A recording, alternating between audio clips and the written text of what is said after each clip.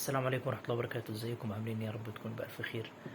النهاردة يا جماعة هتكلم في موضوع يعني حصل كتير في مجتمعاتنا وبالذات يمكن بحسه في الأيام دي كتير جدا في مواقف معينة يعني وسامحوني يمكن الفيديو النهاردة هيبقى فيديو مختلف شوية آه، وفي بعض يعني هتسموه انتوا ممكن تسموه كآبة يعني على اللي انا هقوله يعني.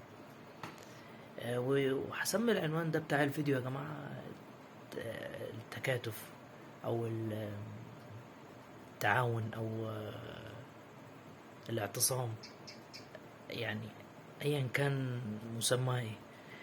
بجد احنا الفيديو ده يا جماعة عشان محدش يفتكر الفيديو ده مش سلبي خالص والله يعني، بس هو مجرد حاجات كتير انا شفتها وزادت الايام دي.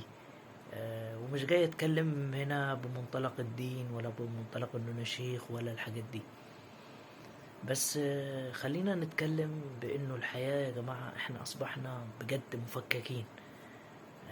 انا ايه اللي بشوفه ده في الحياة اللي احنا بنشوفها دي؟ بعيدا عن قصة يعني تيجي تقول لي صلة الرحم والحاجات الحلوة دي، طبعا معاك انا بس انا مش جاي اتكلم في الحتة دي. يعني يمكن في ناس افاضل اتكلموا عليه صلة الرحم وان انت تصل من قطعك والكلام الحلو ده. بس انا يمكن الموضوع ده اللي انا جاي اتكلم فيه النهارده بجد انه احنا بقينا في الحياة نفسي.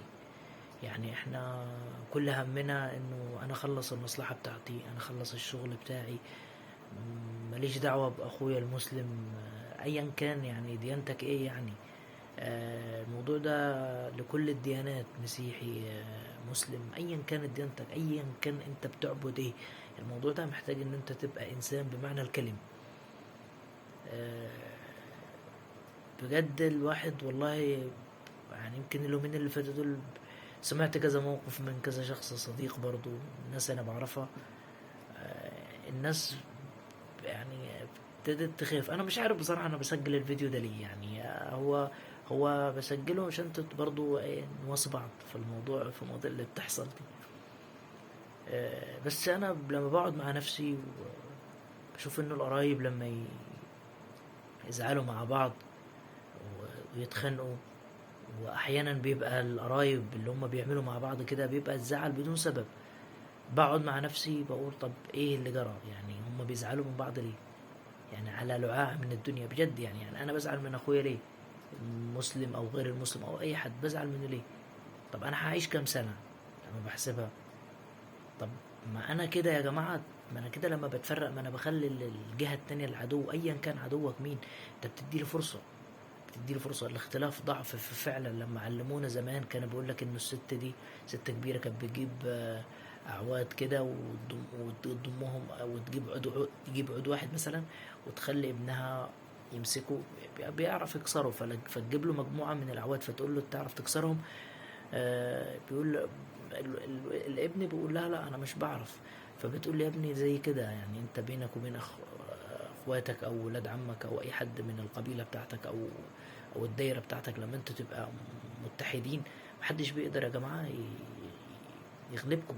بجد يعني التفرق ده كارثه كارثه بمعنى الكلمه. ليه انا ما مهتمش باخويا؟ ليه انا ما رأفش بحاله؟ ليه انا ما اطمنش عليه؟ ليه انا ما اسالش عليه؟ بعيدا عن ان هو يطلب حاجه مني انا اتحرى، انا اروح اسال عنه. انا لو هو محتاج فلوس يعني في ناس عفيفه ما بتطلبش. هتحاول اتفقد الناس اللي هم في الشارع، احاول ابقى كويس مع زملاتي. والله الحاجات دي يا جماعه مش شيخ عشان ما حدش يقول شيخ. الحاجات دي المفروض تبقى فطره انسانيه سليمه. زي ما قلت انا بخاطب جميع الاديان يا جماعه. المحبه هي الشيء الاسمى. انه احنا بنشوف دلوقتي انه ازاي انا ابقى غني ومعايا فلوس واخويا مش لاقي ياكل. دي كارثه. زي الناس اللي بتقعد في الشوارع مش لاقي حد ان هم يديهم اكل ولا يديهم طعام.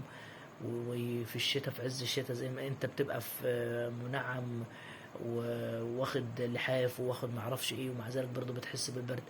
يعني الناس دول احنا لما بنعدي عليهم بالعربيات بتاعتنا او بنشوفهم في الشارع دول حالهم ايه؟ يعني انا سمعت مقولة كده للامام احمد بن حنبل بيقول يعني لو جار غني، لو واحد غني وجاره فقير والفقير ده مات، الغني ده بيدفع دية قتله. الموضوع مش سهل يا جماعة، ولا جاي يرعبكم ولا جاي اعمل فيها شيخ ولا جاي اعمل اي حاجة.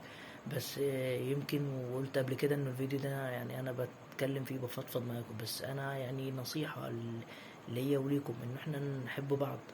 بلاش الكره بقى، احسبها قبل ما انا ابغض. ما وانا مش مسؤول على اللي بيحصل في تفكيرك. يعني انت بتفكر حاجات انا مش مسؤول عنها. انت بتفكر في حاجات غلط، انت بتحطني في دايره غلط، انت بتشوفني ان انا منافق، بتشوفني ان انا مش كويس وانا مش كده. تعالى صارحني، تعالى احكي معايا، تعالى وضح لي الامور، يمكن انت يكون الامر مختلط عليك. لا الموضوع يعني معلش هو مش عاوز 5 دقايق ولا 6 دقايق، ده الموضوع عاوز ساعة ان احنا نتكلم فيه. بس يمكن اليومين اللي فاتوا دول بجد شفت كمية مواقف زي كده فخلونا نتكلم في الموضوع ده. فنحب بعض يا جماعة، الحياة والله مش مستاهلة. اشوفكم على خير في فيديو جديد.